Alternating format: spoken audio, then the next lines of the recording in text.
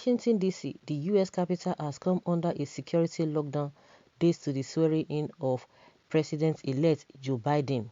The lockdown is part of measures aimed at containing possible threats from President Donald Trump's supporters. Thousands of armed National Guard troops are being mobilized to Washington following fears that extremist Trump supporters armed and possibly with explosives may try to disrupt Biden's inauguration after failing to prevent the certification of his victory on the 6th of January when they invaded Capitol Hill.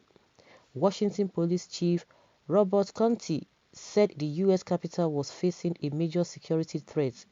The Federal Bureau of Investigations (FBI) on its part warned that an armed group planned to storm government offices in all 50 states to protest against Biden. A bulletin by the U.S. Internal Security Agency also revealed that the group, possibly armed, intends to travel to Washington on the 16th of January preparatory to Biden's inauguration. Fears of an attack became heightened following Trump's impeachment for allegedly inciting the siege of the Capitol. The president, however, took a decision that surprised many. He declared a state of emergency in the capital, paving way for U.S. security agencies to collaborate in tackling the threat and castigated his supporters for the Capitol invasion, noting that violence was never an option. Biden's inauguration comes up on the 20th of January. You can imagine. Even with what really happened that day, just little mistake, all the little wisdom that would have been applied, it would have saved a lot of these things.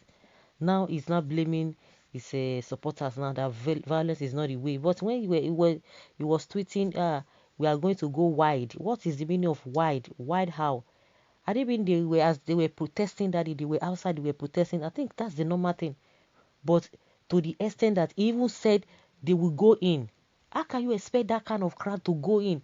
The crowd there is more 100 or 1,000 times higher than those who were inside. And you say some will be cheered in and some will not be cheered. What does that mean? And people are saying, oh, initially some of their supporters were saying, oh, it was not Trump supporters, they were not Trump supporters. But at the end of the day, when they started picking them up, these are the people who have been supporting him. They say, oh, it was other people group who came to sabotage this thing. So does it mean Trump now told those who were not supporting him to go inside? He encouraged them to go inside. What are we talking about? Let us call a spade a spade. You see, little wisdom that would have been applied, was not applied and causing unnecessary tension. At the end of the day, is he not going to go? It's going to go. It's going to go. And this idea, it's only one person. It is only this person that can do this. No man is island of everything. Nobody. It's only God that can do all things. No matter how a man can be powerful, you are still limited. But by the time you start arrogating power that it's only this person can do it, without this person, nothing. Says who? The world will not collapse. Now that he's not going to be sworn in, Trump is not going to be sworn in. So does it mean the whole world will collapse or the America will cease to be America? No. Now you are not condemning them, but you were cheering them in. You were saying this and this and that. Now it has gone beyond what he expected. What he expected is gone beyond that. See what is happening. See what they have turned the country to. Now they have lost. They are losing unless something drastic will happen. Nobody's going to be listening to them because this is not a reference point. Can you see? You see those people who are always saying that they are the best, they are this and that. That's why I said nobody has monopoly to anything. Nobody. The errors of men are their tutors from Adam till present day. Thus, human beings are foolish to the extent that they are wise, but they are not wise to the extent that they are foolish. There is foolishness in wisdom.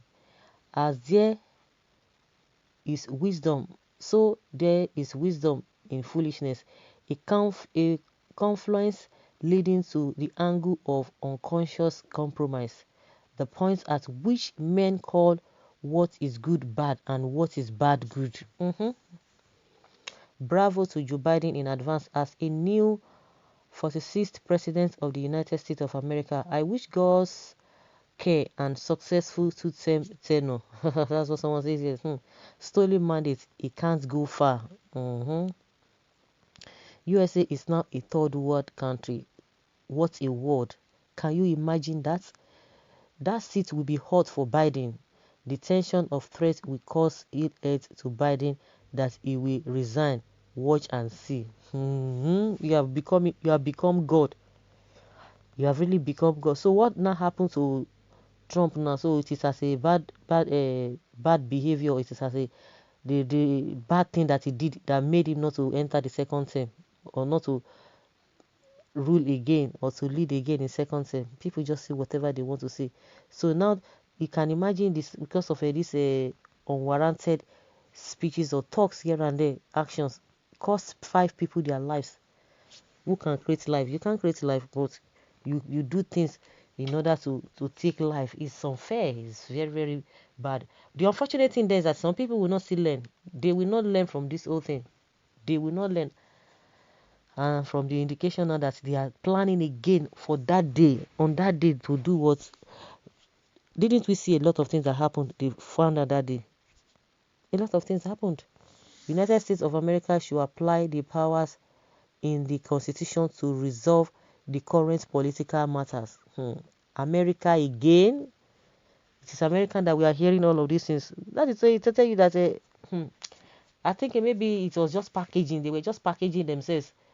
Like I've always said, it is enforcement of law that is always making people to reset. Not that human beings are different from human beings from one location to another, from one region to another. They are the same.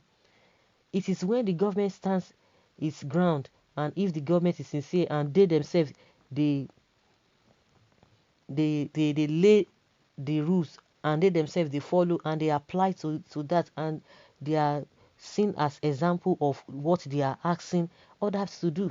And that is why we are having problem in Nigeria. You will tell people to do this, and meanwhile you are not going to do that. You will jump queue, you will join the policy, you jump everything now, but you want the masses to do the right thing. So it is the same thing. If we can have leaders who can lead by example and do the right thing, you see that the followers will follow, they will join. But a situation whereby you say, oh, it is you are bigger than the law, that is how people will not see it. They will want to cut corners as well.